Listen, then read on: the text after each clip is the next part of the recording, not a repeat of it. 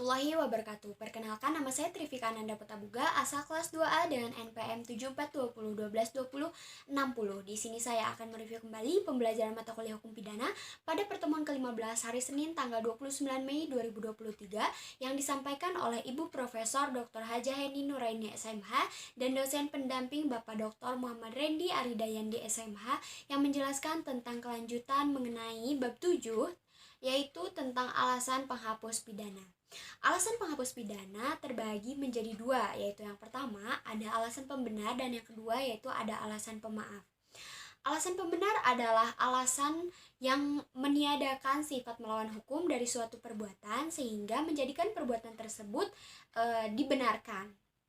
Selanjutnya, alasan pembenar terbagi menjadi tiga. Yang pertama yaitu ada alasan pembenar umum yang di dalamnya terdapat beberapa bagian, contohnya seperti A, yaitu daya paksa atau overmah atau keadaan darurat diatur dalam pasal 48 Kitab Undang-Undang Hukum Pidana. Daya paksa terbagi menjadi tiga bentuk. Yang pertama yaitu ada pertentangan antara dua kepentingan hukum seperti menyelamatkan nyawa diri sendiri atau menyelamatkan nyawa orang lain dalam kasus Ares Papan Karniendes. Dan yang kedua yaitu ada pertentangan antara kepentingan hukum dengan kewajiban hukum, contohnya seperti dokter mata di Belanda pada option Ares pada tahun 1932.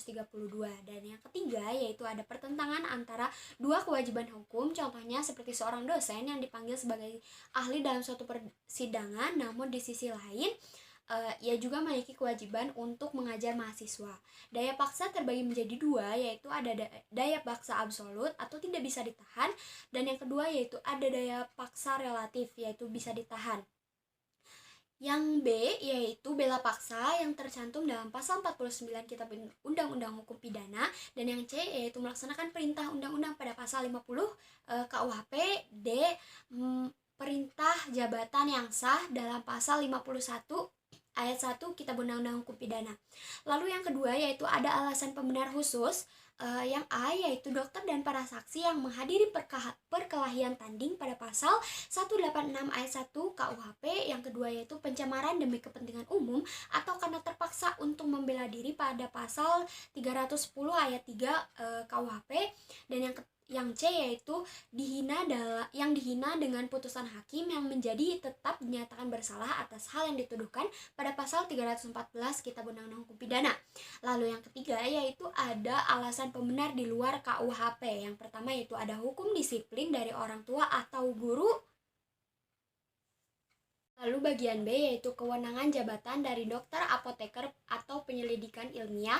Dan yang C yaitu fungsi negatif dari sifat melawan hukum material seperti Ares Hoog Red tentang dokter hewan, Junto pasal MA tentang Markus Effendi.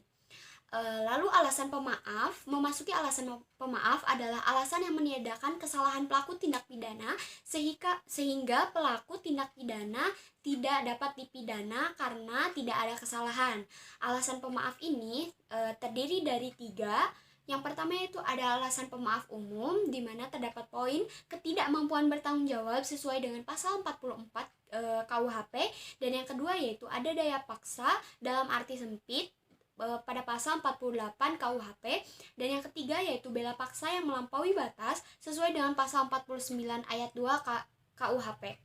Dan yang D yaitu perintah jabatan yang tidak sah. Lalu yang kedua yaitu ada alasan pemaaf khusus, yaitu poin A yaitu yang pertama mempersiapkan atau memperlancar perubahan ketatanegaraan dalam arti umum sesuai dengan pasal 110 ayat 4 Kitab Undang-Undang Hukum Pidana. Lalu yang B yaitu penarikan kembali pembujukan untuk melakukan kejahatan pada pasal 163 ayat 2 bis KUHP. Dan yang C yaitu tidak melaporkan kepada yang berwajib atau yang terancam apabila ada kejahatan yang tertentu sesuai dengan pasal 166 KUHP.